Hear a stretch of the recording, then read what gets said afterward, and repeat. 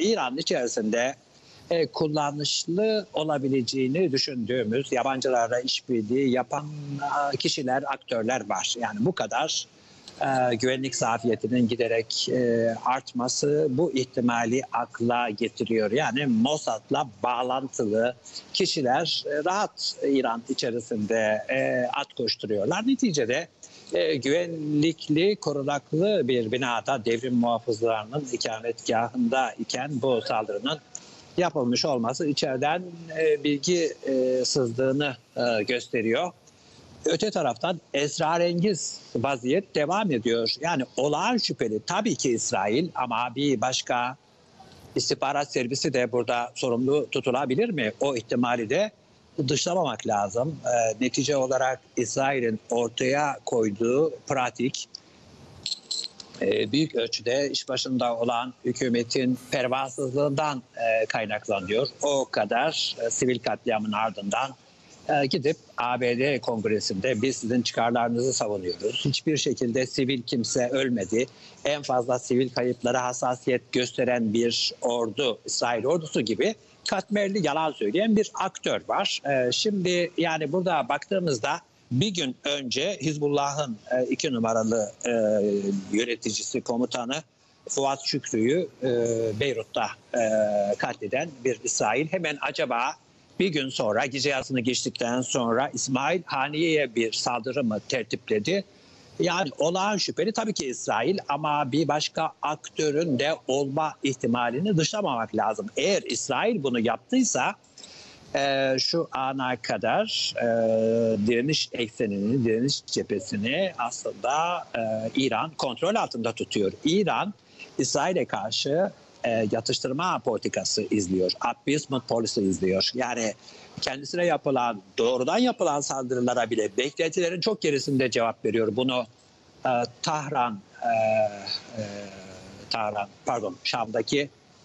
Şam'daki İran konsolosluğuna yapılan saldırıya cevap verdiği zaman gördük. Yani yasak savunma kabiliğinden hava unsurlarıyla vaktini, zamanını, saatini söyleyerek bir cevap verdi. Şimdi burada ise biraz daha bu İsrail saldırısına karşı İran'ın elini yükseltmesi gerekecek. Acaba İsrail şundan tedirgin olmadı mı, şundan korkmadı mı? Çünkü direniş eksenini özellikle Hizbullah'ı kontrol altında tutan tüm gücüyle İsrail'e saldırı yapmasını önleyen aktör İran. Ve Hizbullah'ın kapasitesinin en son işgalden beri, en son savaştan beri olağanüstü arttığını da biliyoruz. İşte kendileri de videolarla bunu gösterdiler. İsrail'in komuta kontrol merkezlerini, sonra limanlarını, cephaneliklerini vurabilecek kapasiteye sahibiz diye Hizbullah video yayınladı. Bunu acaba İsrail, Netanyahu göze alarak mı yaptı? İşte orada bazı benim kuşkularım var. Yani çünkü eğer bunu göz alarak yaptıysa İsrail intihar ediyor demektir. Yani ABD'ye tamam güvenebilirsiniz. Şu ana kadar 40 günlük savaşın faturası 76 milyar dolar. Ekonomik zorluklar, sıkıntılar var. Tamam. Babamız ABD var. Nasıl ki böyle askeri destek veriyor, silah, teçhizat, cephane, bomba veriyor. Pekala.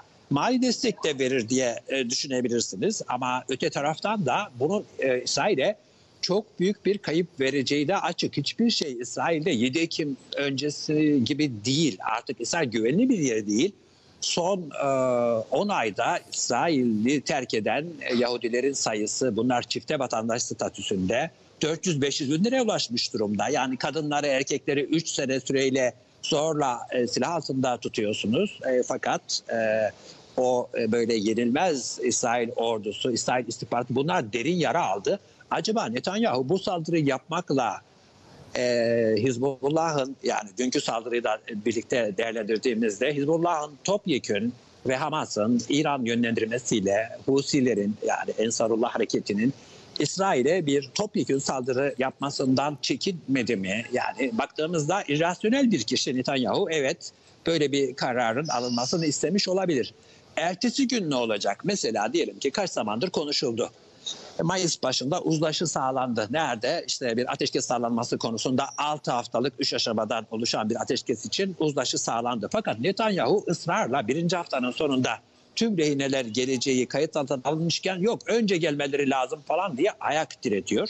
Acaba Netanyahu kendi iktidarını sürdürmek için intihar etmeye mi karar verdi? ABD bu işin neresinde? Mesela bu boyutunu da belki düşünmek lazım.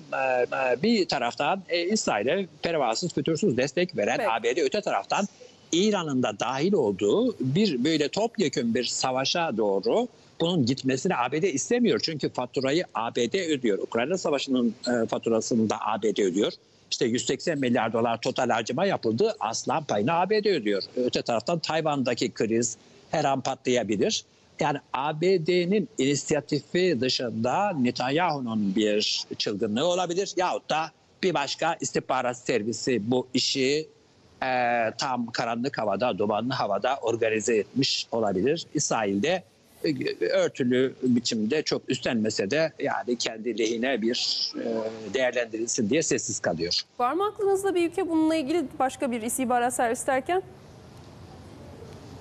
Yani ben İngiltere'nin burada bir çılgınlık yapabileceğini, devreye girebileceğini düşünüyorum. Çünkü yani İran ile tamamen diğerlerinin bağlantısının kopması ve İran ile daha yakın ticari ilişkiler kurmayı kurguluyor olabilir. Yani bu biraz komplo teorisi gibi geliyor ama Netanyahu tıynetindeki agresif, saldırgan, marjinal bir aktör bunu yapabilir mi? Evet, yapabilir ama aynı zamanda bir kişi kendi ayağına, bacaklarına ateş edebilir mi? Yani bununla eş anlamlı.